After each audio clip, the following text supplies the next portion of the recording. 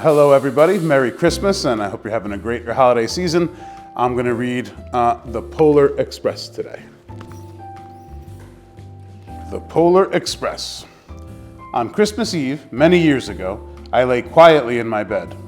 I did not rustle the sheets. I breathed slowly and silently. I was listening for a sound a friend had told me I'd never hear, the ringing bells of Santa's sleigh. There is no Santa, my friend had insisted, but I knew he was wrong. Late that night, I did hear sounds, though not of the ringing bells I was expecting. From outside came the sounds of a hissing steam and squeaking metal. I looked through my window and saw a train standing perfectly still in front of my house. It was wrapped in an apron of steam. Snowflakes fell lightly around it. A conductor stood at the open door of one of the cars. He took a large pocket watch from his vest, then looked up at my window. I put on my slippers and robe. I tiptoed downstairs and out the door. "All aboard!" the conductor cried out. I ran up to him. "Well," he said, "are you coming?" "Where?" I asked. "Why, to the North Pole, of course," was his answer. "This is the Polar Express." I took his outstretched hand and he pulled me aboard. The train was filled with other children, all in their pajamas and nightgowns. We sang Christmas carols and ate candies with nougat centers as white as snow. We drank hot cocoa as thick and rich as melted chocolate bars. Outside, the lights of towns and villages flickered in the distance as the Polar Express raced northward. Soon there were no more lights to be seen. We traveled through cold, dark forests where lean wolves roamed and white-tailed rabbits hid from our train as it thundered through the quiet wilderness.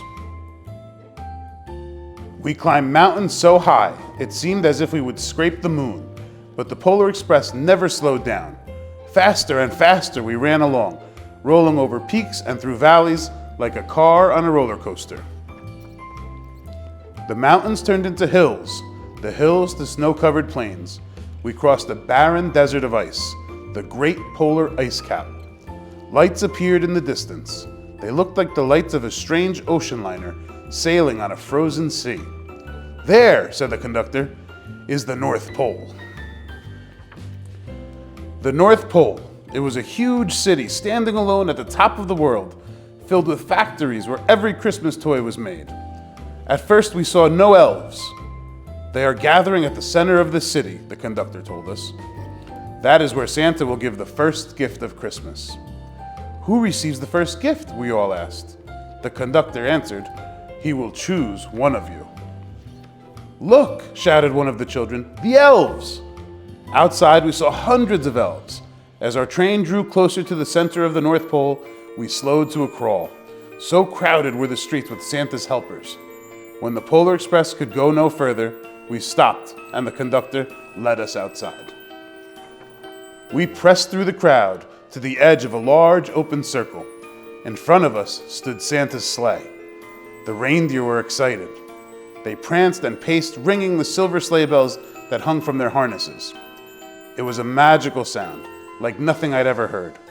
Across the circle, the elves moved apart, and Santa Claus appeared. The elves cheered wildly. He marched over to us and, pointing to me, said, "Let's have this fellow here." He jumped into his sleigh. The conductor handed me up to Santa. I sat on his knee and he asked me, "Now what would you like for Christmas?" I knew I could have any gift I could imagine, but the thing I wanted most for Christmas was not inside Santa's giant bag. What I wanted more than anything was one silver bell from Santa's sleigh. When I asked, Santa smiled. Then he gave me a hug and told an elf to cut a bell from a reindeer's harness. The elf tossed it up to Santa.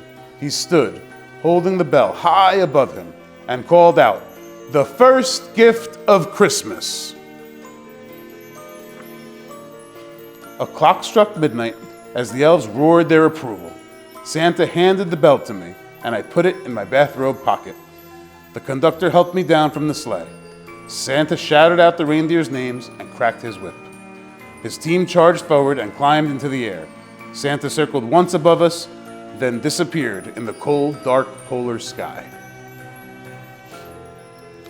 As soon as we were back inside the Polar Express, the other children asked to see my bell. I reached into my pocket, but the only thing I felt was a hole. I had lost the silver bell from Santa Claus's sleigh. "Let's hurry outside and look for it," one of the children said, but the train gave a sudden lurch and started moving. We were on our way home. It broke my heart to lose the bell. When the train reached my house, I sadly left the other children. I stood at my doorway and waved goodbye. The conductor said something from the moving train, but I couldn't hear him. "What?" I yelled out. He cupped his hands around his mouth. "Merry Christmas!" he shouted. The Polar Express let out a loud blast from its whistle and sped away.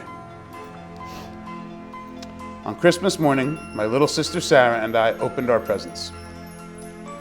When it looked as if everything had been unwrapped, Sarah found one last small box behind the tree. It had my name on it. Inside was the silver bell. There was a note. "Found this on the seat of my sleigh. Fix that hole in your pocket. Signed, Mr. C." I shook the bell. It made the most beautiful sound my sister and I had ever heard. But my mother said, "Oh, that's too bad." "Yes," said my father, "it must be broken." When I'd shaken the bell, my parents had not heard a sound. The author has a message at the end to tie the story together, and it says, "At one time, most of my friends could hear the bell, but as years passed, it fell silent for all of them. Even Sarah found one Christmas that she could no longer hear its sweet sound. Though I've grown old, the bell still rings for me, as it does for all who truly believe." And here's to hoping that you can always hear the bells of Christmas and enjoy everything around the holidays and be grateful for everything that we have in our great town of Roseland and with your families. So Merry Christmas and Happy Holidays to everybody.